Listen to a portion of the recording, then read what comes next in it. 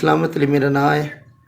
3 बच्चे ने मेरे छोटे छोटे, मकान किराए दा, बीवी है, मिस्त्री ना काम करता है, गोत डिग्गा मेरी लत्त टुट गई। 6 साल मैंने हो गए ने, अगों मेरी लत्त नीलम हो गया। डॉक्टर आखे लत्त कटनी है, तो मेरे को कटाने वास्ते भी कोई पैसा नहीं, कोई खाने वास्ते शय नहीं, अल्लाह तो बिना कोई दुनिया ते आसरा नहीं जी। मेरे को दवाइयां वास्ते भी कोई पैसे नहीं, दवाई ना खावा सारी रात तड़फ तड़फ के कर छड़ना।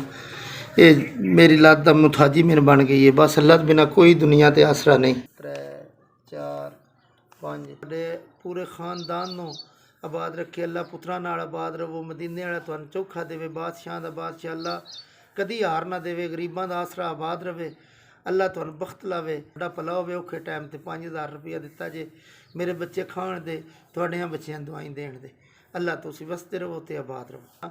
मैं मरच ना रोटी खाधी है रोज़ियां दे महीने च, तुहाडा भला होवे, तुसां मैनूं 5000 रुपया घल्लिया।